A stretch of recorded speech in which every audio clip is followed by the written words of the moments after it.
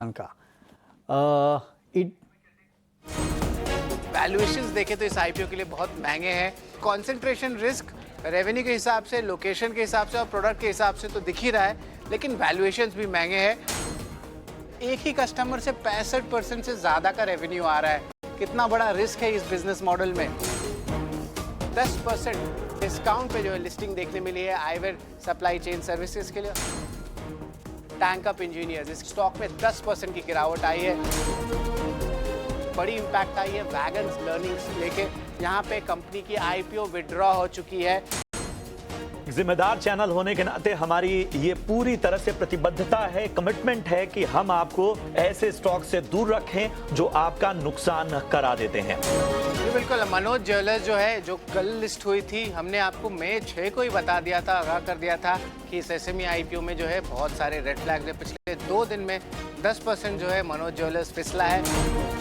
बहुत सारे कंसर्न्स आ रहे हैं इस कंपनी में, खासकर की कंपनी कहती है कि वो एक SaaS की कंपनी है, सॉफ्टवेयर एज अ सर्विस। लेकिन याद रखिए पिछले 2 से 3 साल में SaaS का पूरा वैल्यूएशन जो है गिर चुका है। लगभग इंडस्ट्री का 40 से 50% की गिरावट आई है। टैक्सेशन मैटर्स भी है, बहुत सारे कंसर्न्स आए हैं। हमने पूरे RHP की एनालिसिस की है और बाकायदा मेल डाला है कंपनी को और मर्चेंट बैंकर्स को, जहां से कोई जवाब नहीं आया है। सबसे बड़ा रिस्क है वो है B2G रिस्क, जो बिजनेस टू गवर्नमेंट वाली रिस्क होती है। कंपनी के सारे रेवेन्यू गवर्नमेंट कॉन्ट्रैक्ट से आते हैं और सिर्फ गुजरात से आते हैं। और इंटरेस्टिंगली जो डेट है वो आईपीओ साइज से भी बड़ा है, तो ये एक बड़ा जो है इशू है। ओवरऑल जो है कंसर्न्स बहुत ज़्यादा है इस एसएमई आईपीओ में।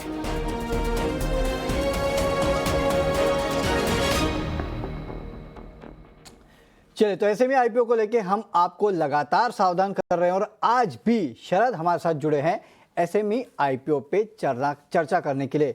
शरद, एसएमई आईपीओ में आज क्या खास लेके आए हैं, या आप बताइए कौन से स्टॉक्स है या फिर कौन सा वो आईपीओ है जिनके बारे में आज हम सावधान करने वाले हैं। ये बिल्कुल unified data tech solutions company का नाम है। आज आईपीओ खुलने वाला है। इनके मर्चेंट बैंकर्स है हेम सिक्योरिटीज़। कुछ कंसर्न्स आए हैं RHP के एनालिसिस पे और हमने कुछ सवाल भी भेजे थे मर्चेंट बैंकर के और उन्हें जवाब भी दिए। लेकिन कुछ कंसर्न्स है वो मैं आपको बता देता हूँ। लगभग 100% जो इशू है ऑफर फॉर सेल है, यानी कि कोई पैसा कंपनी के अंदर नहीं आ रहा है, एग्जिट्स हो रहे हैं। इसके अलावा ये जो रेवेन्यू कंट्रीब्यूशन है, सिर्फ टॉप 5 कस्टमर से जो है यहाँ पे रेवेन्यू कंट्रीब्यूशन ज़्यादा है, 60% से ज़्यादा का ये आंकड़ा देखने मिल रहा है। और बड़े बड़े IT कंपनी से भी एक रिस्क देखने मिल सकती है, खास करके BFSI स्पेस से, जहाँ पे कंपनी ऑपरेट करते हैं। ग्रुप कंपनी भी एक सेम लाइन ऑफ बिजनेस में, तो यहाँ पे भी कंसर्न ज़रूर उठता है। आउटस्टैंडिंग डेटर्स जो है एक साल में 3 गुना बढ़ गए। आंकड़ा लगभग 32 करोड़ का आ गया है। मर्चेंट बैंकर्स ने कहा है कि यहाँ पे डिस्क्लोजर की एडजस्टमेंट्स है, बट हम मानते हैं कि ये जो है पूरी तरह से एक इम्पॉर्टेंट आंसर नहीं है। कंपनी जो है एक टाइप से लग रही है कि ट्रेडिंग कंपनी है हार्डवेयर सॉफ्टवेयर की, लेकिन अपने आप को बता रही है कि ये सिस्टम इंटीग्रेशंस और IT वाली कंपनी है। कुछ पॉजिटिव्स भी हैं यहाँ पे। जो एस इन्वेस्टर मुकुल अग्रवाल, विकास खेमानी ने बैक किया हुआ है और फाइनेंशियल्स देखे लार्जली तो इंडस्ट्री स्टैंडर्ड से ही देख रहा है और कुछ कुछ सेगमेंट्स में ROE या नेट प्रॉफिट मार्जिन देखे तो पीयर्स से बेटर है। तो ऑफकोर्स लेकिन ये आंकड़े जो सिर्फ फरवरी एंड तक दिए, मार्च तक के आंकड़े लेकिन दिए नहीं है, तो इस पर भी ऑफकोर्स थोड़े कुछ सवाल ज़रूर उठते हैं। और RHP में जो पीयर्स हैं वो शायद वो इसके बिजनेस मॉडल में नहीं फिट बैठते हैं, तो ये एक थोड़ी कंसर्न ज़रूर आई है मेरे एनालिसिस में। लेकिन दूसरा स्टॉक दार कैपिटल और क्रेडिट है, दूसरा दिन है। मर्चेंट बैंकर है GYR कैपिटल एडवाइजर्स।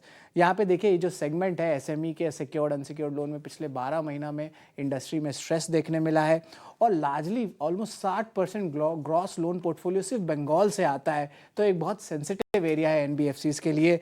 और अंडर राइटिंग खास करके जो कस्टमर सेगमेंट पे वो डील करते हैं वो करते हैं class 4 grade D municipal employees में, जहाँ पे अंडर राइटिंग इशूज़ और देखने मिल सकता है। कुछ टैक्स और क्रिमिनल प्रोसीडिंग्स भी हैं और जो ग्रोथ रही है एक्टिव कस्टमर्स की जो पिछले 3 साल की, वो एकदम सपाट रही है। और कैश फ्लोज भी देखें, ऑपरेटिंग कैश फ्लोज पिछले 3 साल में नेगेटिव साइड में रहे हैं। फोकस जो है ऑफकोर्स कुछ पॉजिटिव्स भी है इस इशू में, जहाँ पे रूरल फोकस्ड NBFC है और इंटरेस्टिंगली अब एक स्ट्रॉन्ग मानसून भी आ रहा है, तो इसके एक्सपेक्टेशंस है कि यहाँ पे और मोमेंटम देखने मिल सकता है। बट लार्जली ये 2 कंसर्न्स जो इन 2 SME IPOs में देखने मिल रहे हैं। ओके, शुक्रिया शरद, फिर से एक बार कंसर्न्स हाईलाइट करने के लिए इन एसएमई आईपीओ पे। और शरद लगातार हमें बताते जा रहे हैं कि किस तरह से जो काफ़ी सारे एसएमई आईपीओस हैं जहाँ पे गड़बड़ी है, लगातार इसको हाईलाइट किया गया है। और आज भी देखिए 2 ये एसएमई आईपीओ है जहाँ पे आपको कंसर्न्स बताए गए हैं और साथ साथ कुछ पॉजिटिव्स है उनको भी हाईलाइट किया गया है। लेकिन चलिए इस नोट पे एक ब्रेक लेते हैं। ब्रेक के बाद जब वापस लौटेंगे तो स्टॉक्स पे करेंगे चर्चा।